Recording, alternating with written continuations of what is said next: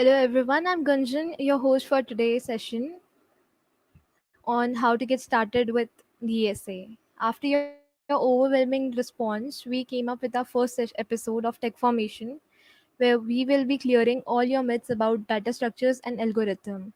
We will provide you with the best path and guidance to master data structures and algorithm. In this episode, we will have Shubham Rawat with us, who is working currently in Red Hat as a software engineer intern and has worked as an instructor in coding blogs. So, also, he has 3 years of teaching experience in leading edtech startups. So, over to you, sir. So, hello everyone. As you have already introduced me, Gunjan, thanks for a wonderful introduction. So, as Shay have already told, I'm currently working as a software engineer intern at Red Hat, and yes, I have been an instructor at coding blocks for about I guess 1.5 months. It was a journey for about that long, and before that also I was working at certain institutes as an instructor itself for DSA.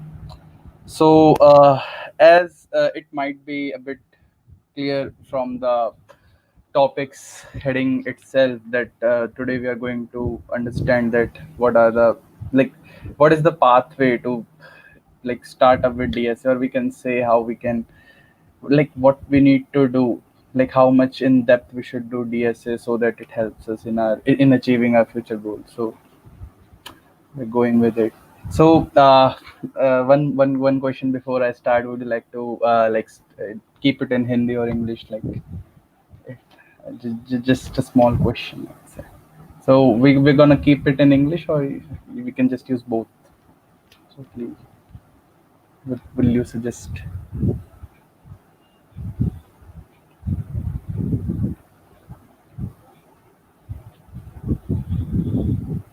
both?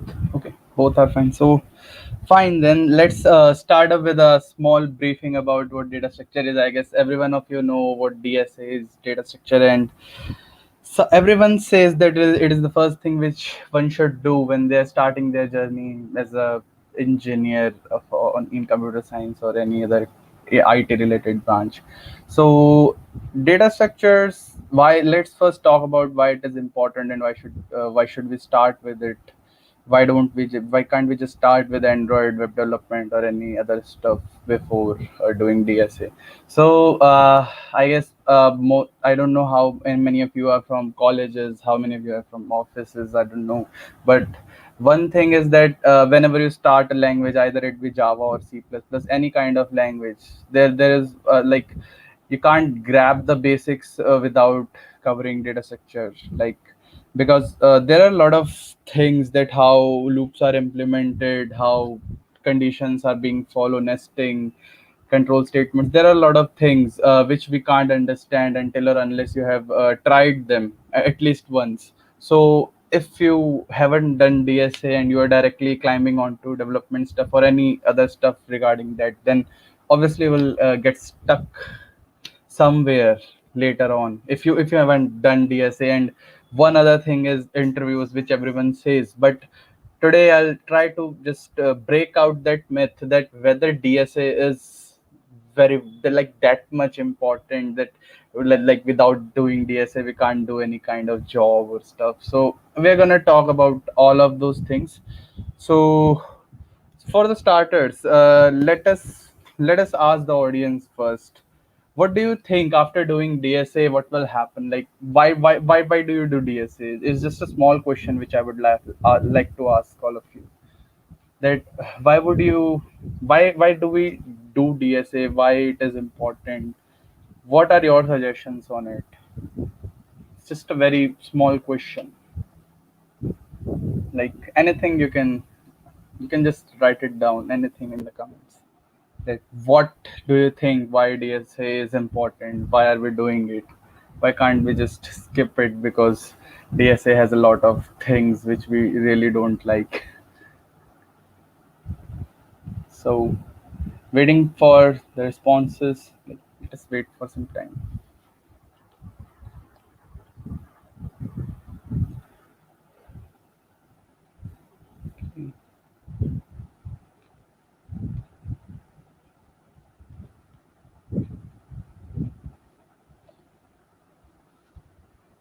DSA is the structure of any program. Okay, DSA is the structure of any program to implement the time complexity of any program in real world.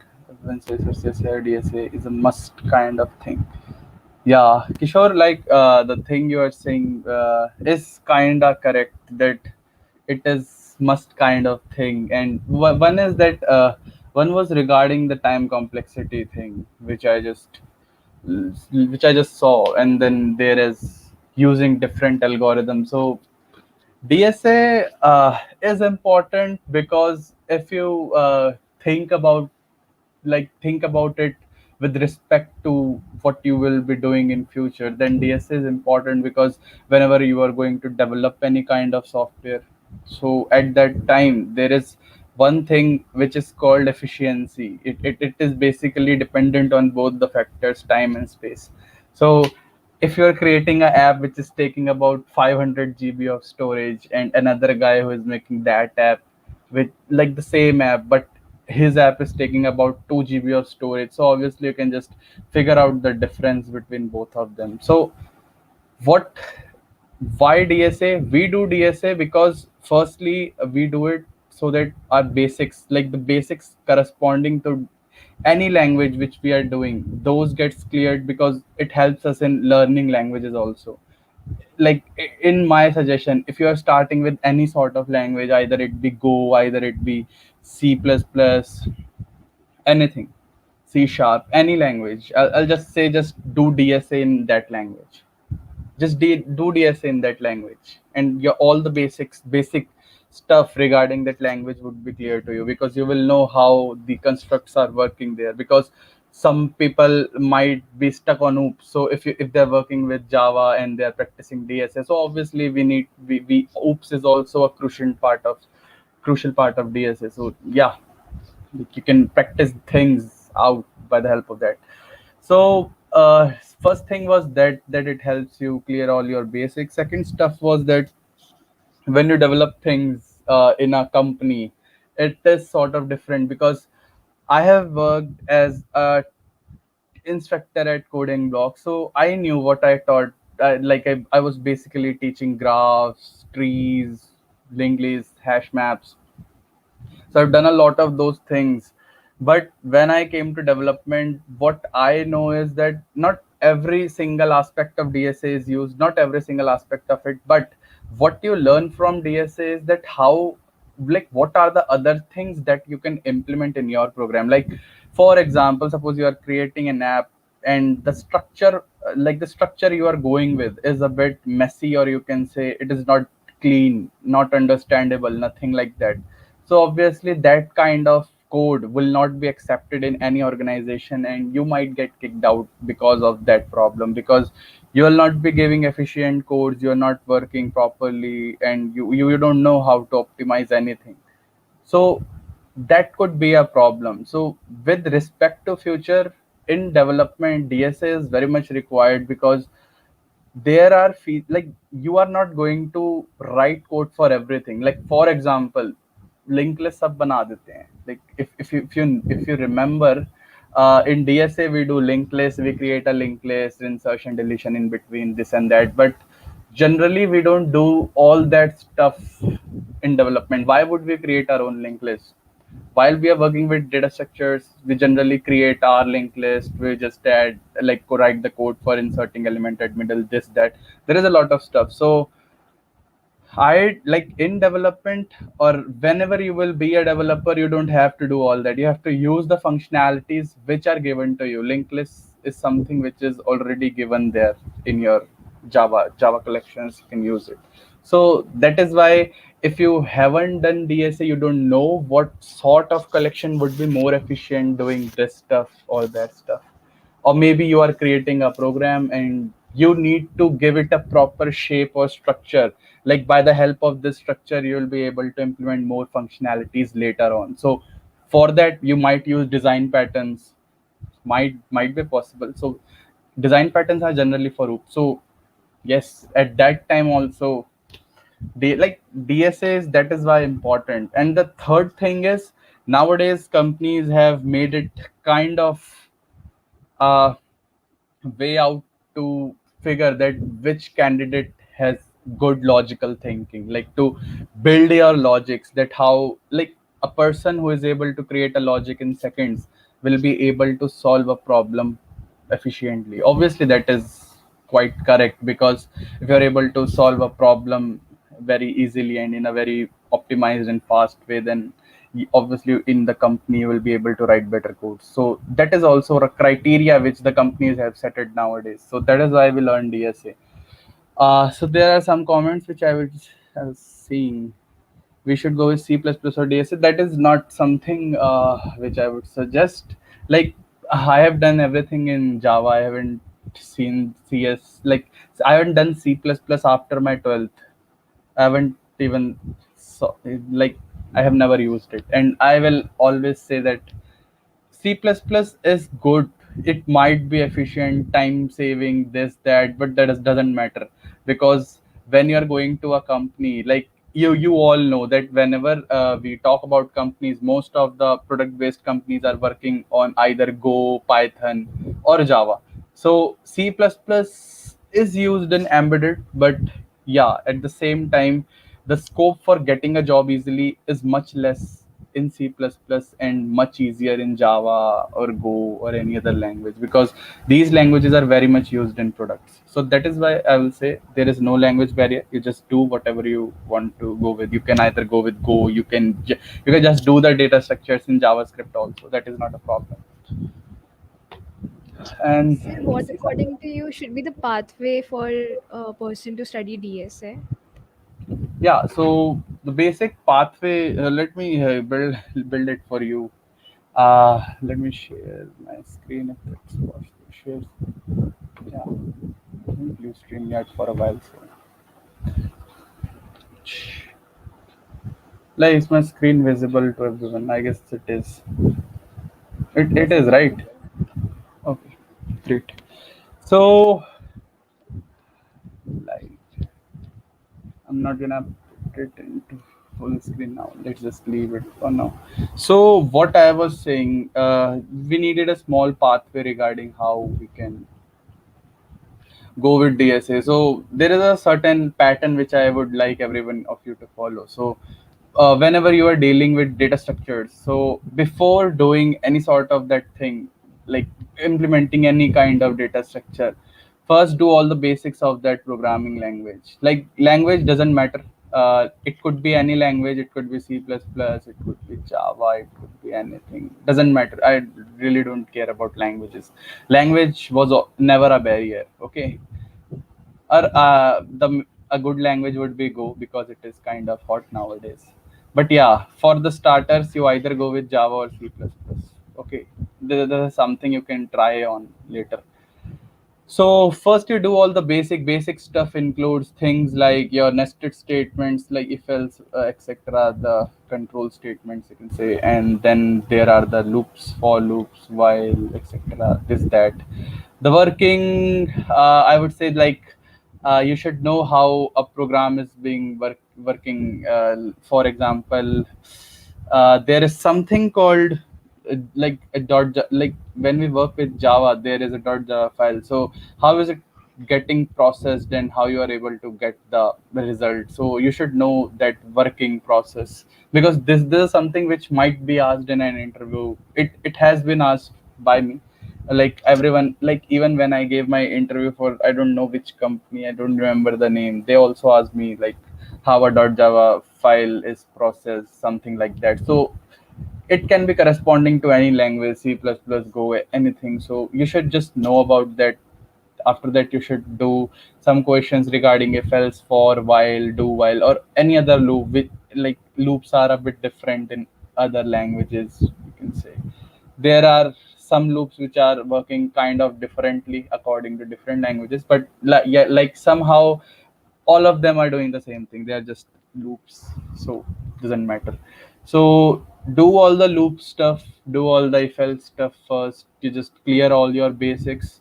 After that, there is something called the mid-level things which you should know, and which, like, if you know all these mid-level things, you can just crack some sort of 3 4 LPA companies easily. Like this is what I know.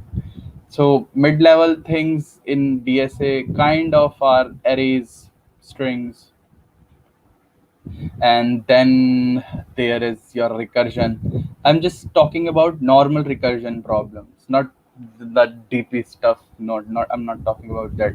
Normal recursion questions, maybe a ladder problem or something like that, maybe printing numbers and increasing or decreasing, stuff like that. Like basic recursion, you should know how a recursion works, so you should know all about it.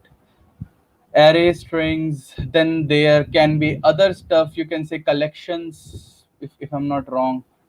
Collections, like in Java it is collections, for C++ it is STL.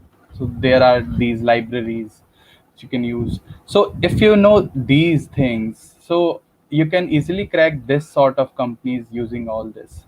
Because if you're going for a 3 4 LPA company, they will basically ask you question around arrays or strings itself. Like these two are the main things which you should cover.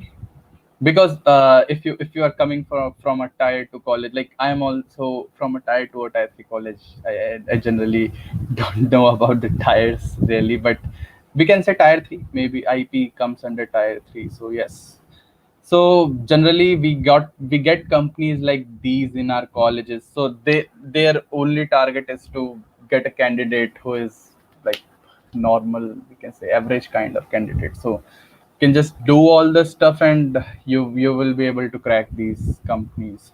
And there is one more thing, you can do the pattern questions also. This is something which I will suggest, because pattern questions can be asked, like even in Infosys there was this question, if you have ever seen it. I don't know how many of you have that, but yeah, diamond pattern is something which is very common. And if you do C, if you have done C++, anything in schools or or colleges, then you might have came across this pattern. So this question was asked in a 8 LPA interview for Infosys. So so what I'll suggest is that if you do arrays and strings properly, like if you're doing all this stuff, so you'll be able to crack some companies easily. Recursion, even they don't ask recursion, if I'm not wrong. They generally don't ask recursion. So you just need to do arrays and strings, and there is a special category when it comes to arrays and stuff. So there's something called sliding window problems, right? Sliding window problems are like, you will get a hang of it once you start with it. So obviously you should know about these.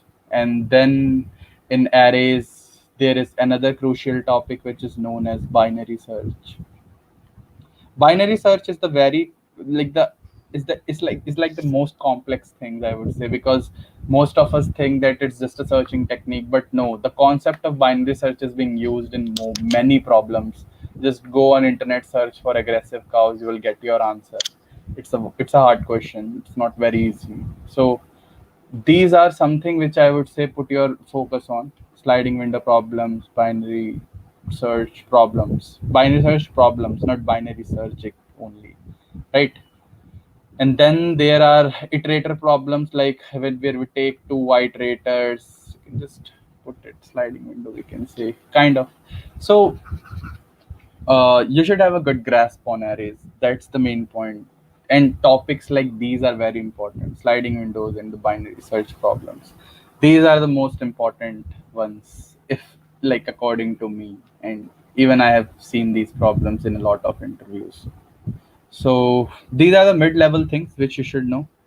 And some students somehow do a lot of extra stuff. They don't have to do it. Like there is one thing, I will say, one there is one topic called graphs which is a bit hard. This comes in high level, okay.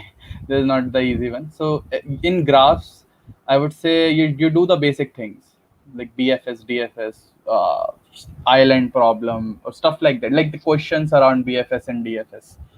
So if you do all that, it's fine. You don't have to implement complete Dijkstra algorithm, Kruskal algorithm. Like you can do it, but like they are not generally asked. Even if they are asked, they will just be like, they'll just ask you to explain the algorithm and that's it. They don't ask you the whole thing around it. So Mid level we have done. Let me tell you about the high level stuff. That it like it is really high. If I'm not wrong, high level. So after recursion, the difficulty kind of increases. So when you do recursion, there is one thing which you should uh, like. This is something which you should know if you are going for a good company. So it is time complexity analysis. I'm not writing space here because space is not generally something which they tend to tend to affect your interviews. I don't think so. Time complexity is the main part on which you should focus, that how to calculate the time complexity of any program, how to look and check how much time a program is going to take. This is very important because if you will sit in any of your interviews, might it be for Red Hat, might it be for anything, Google, etc., whatever. So they will definitely ask you that the program you are creating, just tell me the time it is taking. So questions will be asked around it, so you should know, and you should like be able to answer all of that. So time complexity is important. It is irrespective of any package or stuff. Like a 3-4 lakh company can also ask time complexity of sorting algorithms and stuff. So this is something which you should focus on also. Then high level, there is this stacks and queues. Okay, stacks and queues, this is mandatory, which you should do. And linked list. Then we have trees, right? uh there is one more topic called, if you are going for Java, like this is very specific. If you are going for Java, then you have two more things which you need to do. I'm writing it sideways. One is oops and one is multi-threading. Now multi-threading might not be asked very much, not like, it's possible that they can ask a quite few question about what is run method, maybe concurrency and stuff. So multi-threading might be asked, but oops is something which will be asked definitely. I will say it is very important topic when you are going for a object oriented based language interview, like any programming language that support oops. So oops is something which is very important and you should know. So question around this, about 70% chances that in every, not even 70, I'll say it is about 80% or 90% that they will ask you oops. So oops, you do it if you are working on Java. If you are working on any other language, just do their constructs. Okay. So stacks, queues, linked list, trees. If you have done this, you are good enough to crack any sort of companies, like about 8 or any double digit companies, right? Like if you are good at them. For trees, I would say they are generally asked in good companies only, like the like Amazon, etc. They generally ask questions around it. So obviously, if you do all this stuff, then it will help you a lot. Stack and queues I will say कि होते हैं questions अच्छे खासे पूछे जाएंगे, but वैसे हाँ पूछ लेते हैं. Like Paytm kind of companies generally ask questions corresponding to it. Like कोई भी क्वेश्चन ले लो, if you are in any company and you are working on any question, generally they ask you for a brute force solution first. Like तुम्हें पहले थोड़ा बेकार process बताना पड़ता है and then you refine it. Like suppose you are not able to answer a question in an interview, so what they will do is they will give you a hint, like you can try it with stacks. So that is how I will say कि stacks और queues important है, और मतलब interviews में generally पूछ लिया जाता है, like it can be asked. Linked list, basically fundas around linked list are asked, like tail अगर linked list में हो तो what is the use of that tail, why we use it, stuff like that. And then trees so important have. If you are sitting for a good company interview, then do trees very nicely. There are like AVL trees are not very important, like self balancing trees not really important. AVL or red black, no, they are not really important. Binary trees, and binary search trees, right? Binary trees and binary search trees are important. Fine.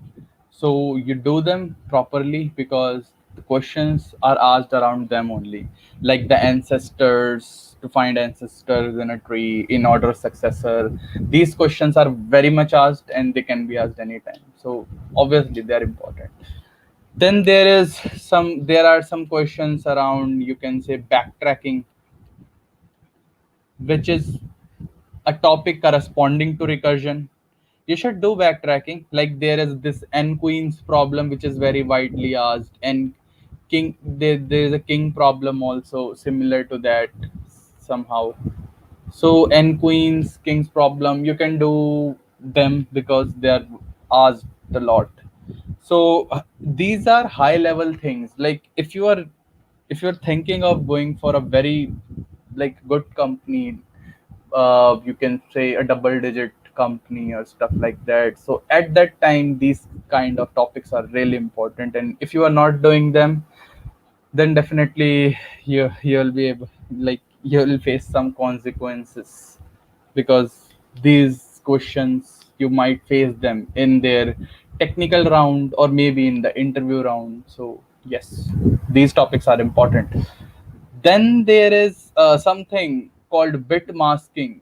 Bit masking is asked in good companies. Again, bit masking, but you don't have to do like 1,000 questions regarding it. Just do 20, 30 questions and you're good to go with it. And for stack queues, linked list, trees, you need to do some questions, like do about 30, 40, at least 40 questions you should do, at least 40 regarding them. Or linked list is easy. So linked list, I don't think you will ever, like you will ever be stuck at it.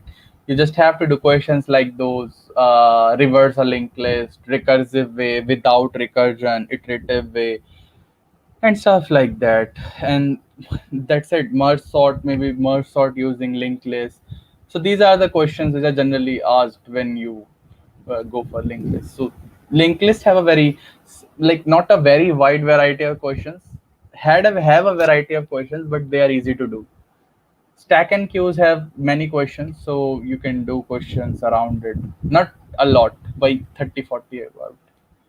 So 20 30 question you should do from every topic, because that helps you. अगर array के 20 question कर लिए तो array हो ही गया है, मतलब लगभग, मतलब वैसे एरे के तो बहुत ही सारे हैं. Array just keep getting use in every question. But अलग से आई विल से, जैसे जो हैवी टॉपिक होता है like trees, just do 20 30 questions. Linked list, do about 20 30 questions. Don't go like I'm doing 100 questions of linked list and this and that. No, you don't have to do a lot of them. Just do about 40 50% and it's fine. So these Okay. are some yeah. Somebody is asking how one should approach DSA questions. Okay, Like, what so should be for our how, basic approach? so what should be our basic approach? Okay, basic approach. Like for me, when I was working with DSA, thing was that I kind of like this approach kind of works. Whenever you are working with DSA or any sort of thing, I'll say that just make some sort of a calendar for yourself. For, mark 6 months as the time you are going to do all of this stuff in, and after that the good approach for it would be that you do a question. If you kind of get stuck at any of them, just don't give up so easily. Give it some time. For one day, fine. If you're not able to do it one day, it's fine. For 2 day, if you're not able to do it, it's still fine. But on the third day, just see the solution. You should not be like, I'll definitely do it myself only, I'm not going to see the solution. It doesn't work like that, because if you're doing that, you are missing on a lot of other questions. So if you get stuck with something, give it one day, like one day is the day you are working on, then give it a second day. If you're not able to do it, just watch the solution and do that solution yourself also. After watching the solution and understanding it, not copy pasting the code, just understand it and then just do it.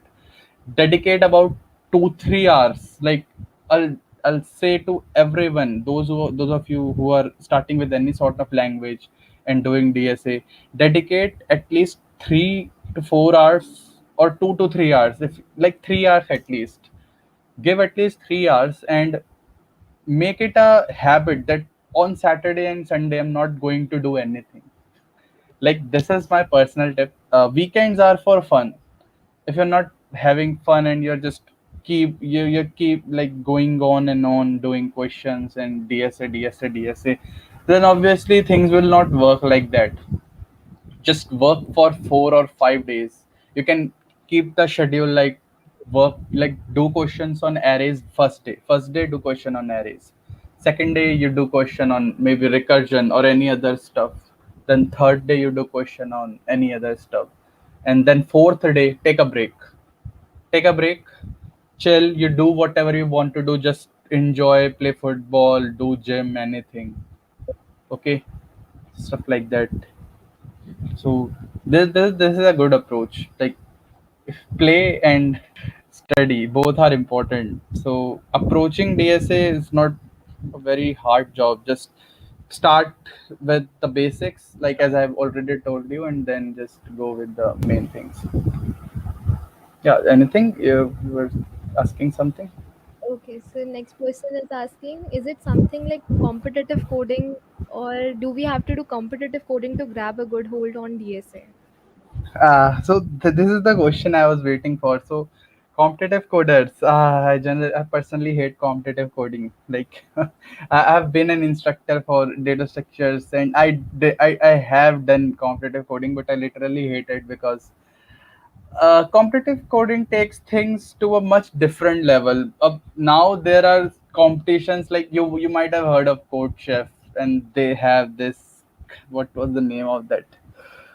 ICPC, I guess. If I'm not wrong, there is something called ICPC regarding code chef. So these kind of things requires competitive programming. Competitive programming is something that is completely a bit different from DSA. It is not DSA. Just understand it. Competitive programming is not exactly DSA, because when you go to competitive programming, it takes things to a different level. Then there you need to understand all the mathematical concepts also, because you should have a good grasp on them also, that how I can like completely reduce the time complexity of a program and stuff like that. Because what I have seen in development also, there is no sort of like this much kind of restriction that, oh man, you're not going to give this, like I'm not going to merge this code until you make this into this time and that time. No, there is no such kind of constraint when you're working in a company. So do dsa to a great extent. Not, I'm not saying you do competitive. If you want to, you can do it.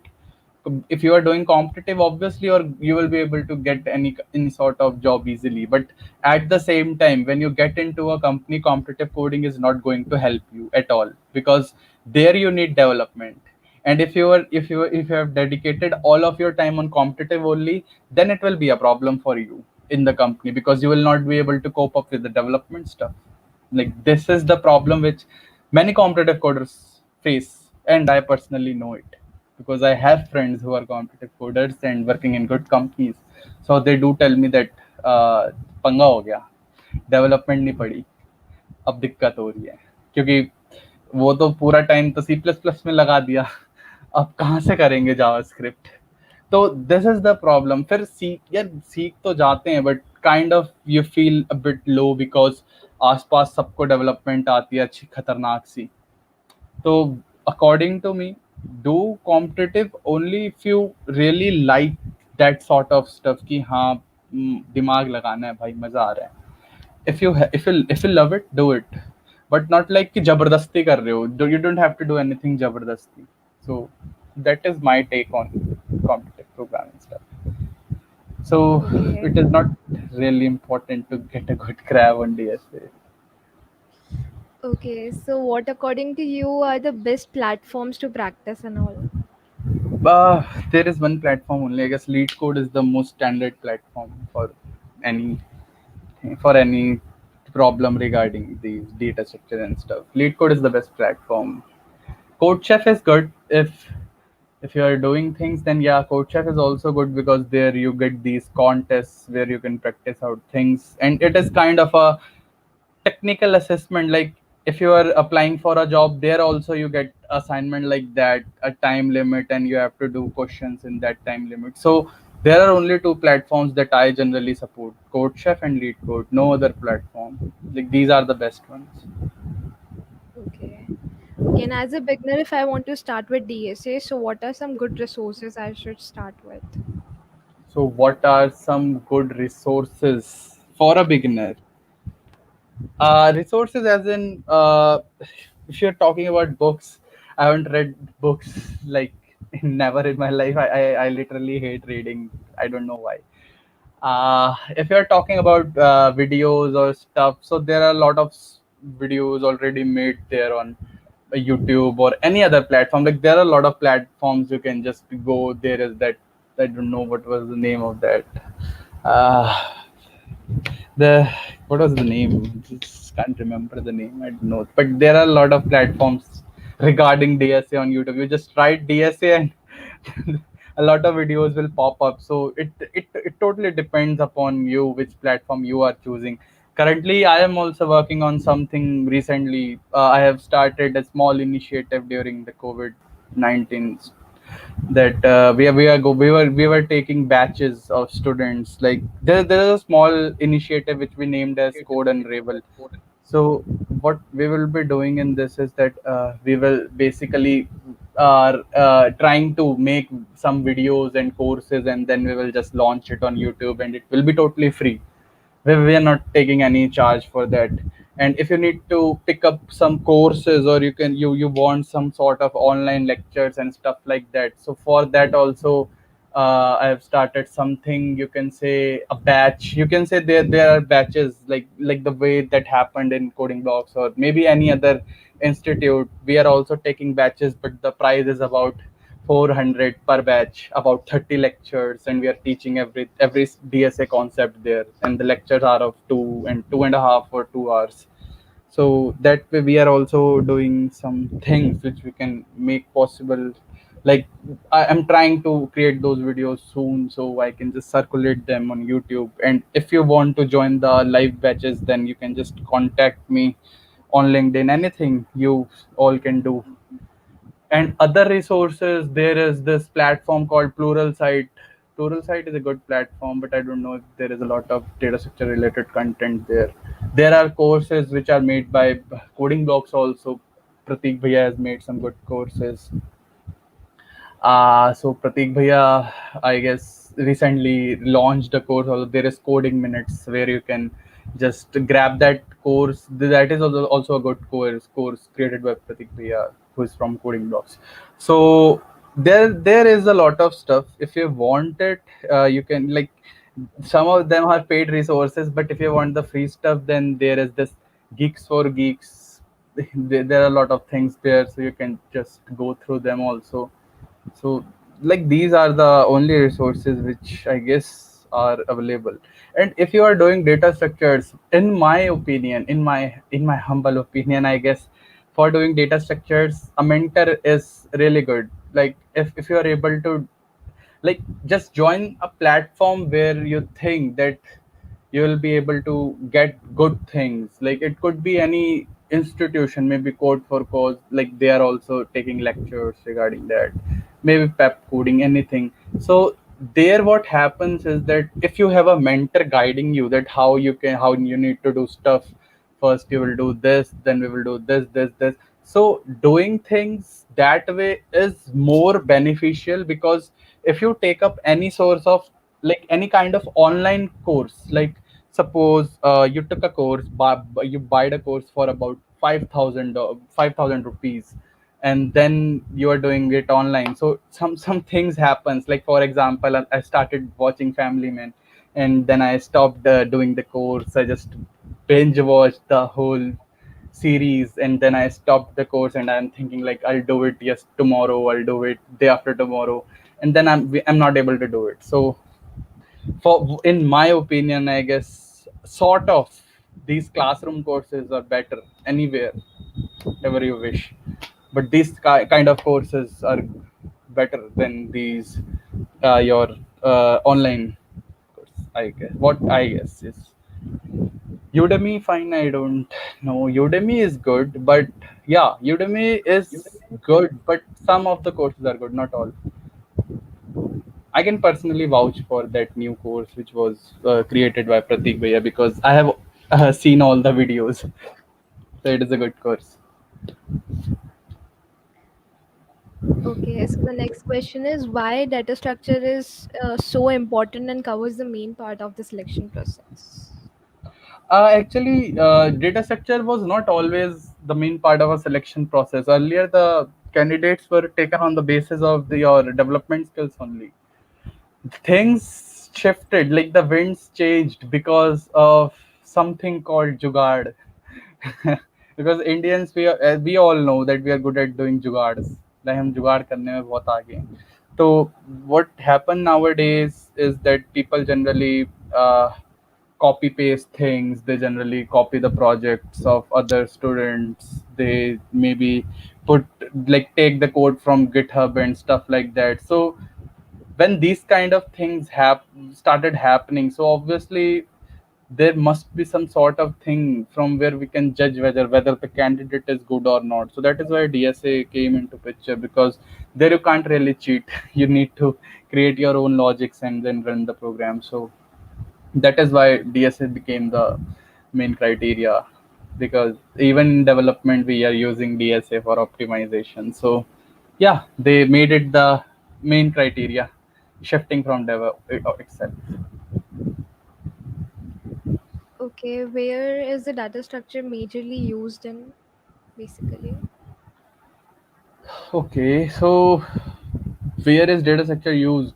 So for like, suppose you are working on a project, so there are certain things where we need to use all of them. For example, you can't store, like suppose there is a stream of objects which are being passed, or a stream of messages which is being passed, so you need to store them and you don't know the size. Where do we store them? So in that scenario we need some sort of a data structure which keeps on growing itself. So at that time you need a array list or a linked list. With respect to Java I'm talking about, because I have only done, like, mainly my major development part is in Java itself.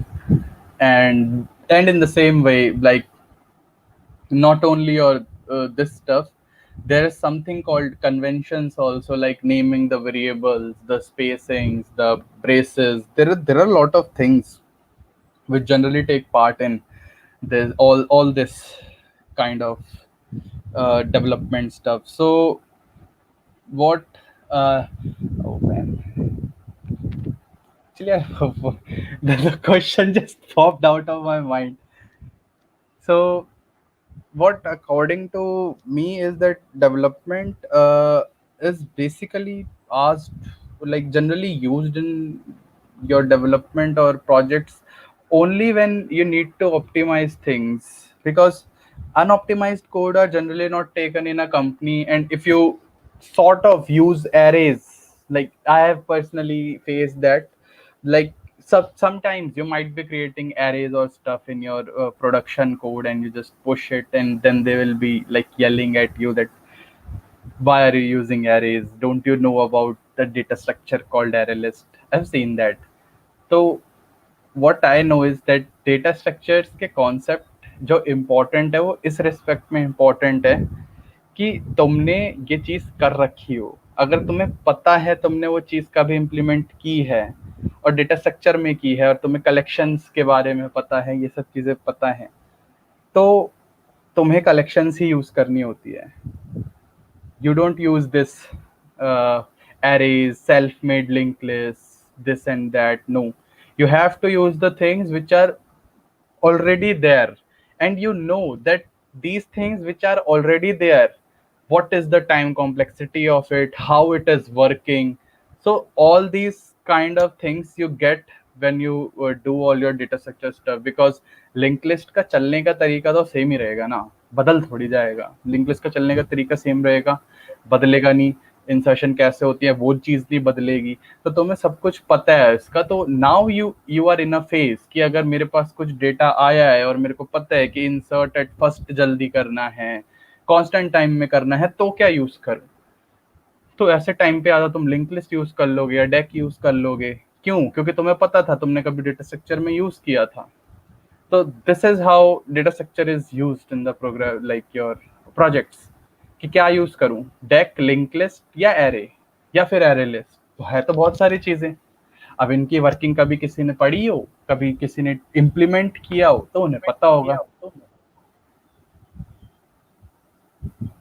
Okay. Okay. Somebody's asking, why do we need to do algorithm analysis? Actually थोड़ा ये होता है कि there is something which we call builds वगैरह होती है हमारी, और भी चीज़ें होती हैं. If you create a program which is very slow, so at the time of building your project and running all that stuff up to, we what we do is we just create a single file and just write the small code and it runs, and you think it is fast. But when we talk about a project, it's not just about one class. There are about 1,000 classes there. So when you combine all of it, so if you're writing a very slow code, your project is going to take a lot of time to get built. So this is also a problem, and we don't need larger build times or stuff like that. So that is why we just get that out of the system. Like it makes a Okay. program slow. And Okay. In an interview, the interviewer asked to initialize array backlist. Okay. So it's a sort of a situation. Now it reached its capacity. So when you are not able to add another element to that, but the candidate says that he or she is able to add any elements or in the list, and he or she don't know about the capacity. So here the person must be using the Python language, right? So in the Python, so there's no concept of capacity in list. So this doesn't happens in other languages. So how we should handle the situation, as you said, language doesn't matter. And so yeah. actually, I didn't completely get the question. Is it asked in the comments or? Okay, basically, like you're approaching to DSA questions with one language, say Python, and there are few concepts that are not used in other languages, right? So if Okay. the interviewer asks you the question related to some other language and some other stuff, Well, so that how should generally we no, handle? doesn't happen. So, being honest, that generally doesn't happen. And even if it happens, you just know that what are the things which are possible in Python to handle or tackle that situation. So you can just tell them that we don't have something regarding that, but we can tackle it regarding like doing this. So this is how you deal with these situations. You just tell them that this is not really possible in Python, but I have a workaround. We can do it like this because Python is not like that language. So you can just tell them, they'll not get angry regarding that. But yeah, if there is something which is possible, like maybe there is some data structure by the help of which we can do it, so then he might be like kind of expecting that as a answer. But if there is nothing, so you can just tell them that this is not really possible in Python, but I have a workaround, and we can do it like this and this and this.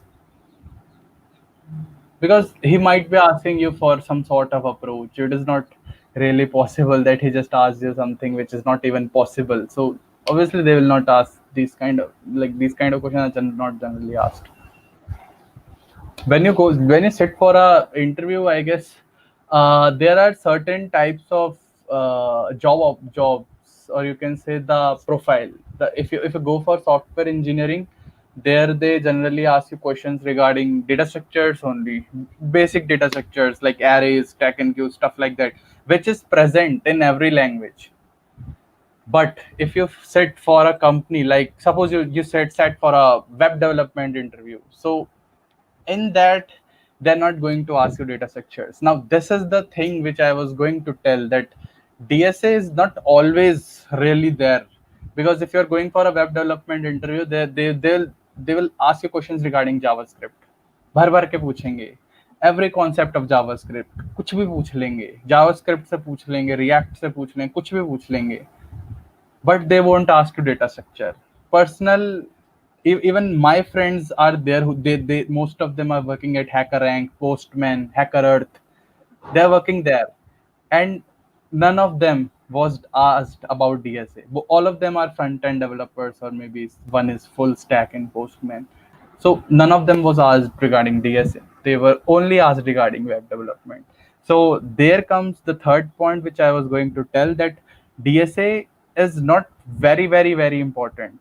It's important to learn things, like it is just a starter to create your logic, like you just, it is there to generate a logical thinking in your mind, that how we solve a problem. After that, if you're going for a front end job, obviously there can be some sort of logical thinking, but not a lot. So that is why they generally ask you question regarding CSS, maybe something regarding JavaScript. Well, they will definitely ask questions from JavaScript for web developers. So JavaScript developers or full stack developers, they should just basically focus on their projects, because if they have a lot of projects and they know how the project is working and they are good at JavaScript, so that is good for them to go with. Given the profile is for web development, not software engineer, right? If they're hiring you as a software engineer and after that they're saying that I'll give you the job for webd, so obviously at that moment you might be asked, like it is possible that they might ask you DSA, but not that hard, not trees, grass, etc. Basic array strings question, not more than that. So in webd, DSA is somewhat less, like I will say it is not asked very much. So either you make a good profile in development, like it is possible in Java or stuff also, that if you are very good at development, like very good, you are at a certain level, then you did not don't have to do DSA in that much depth.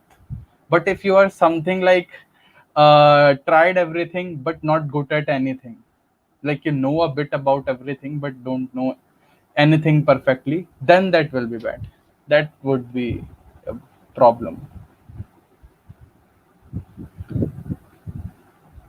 Okay, I guess there are no more questions from the audience side, so I guess we can wind up. So, thank you so much, sir, for joining us. Thank you all for joining us too. Yeah, sure.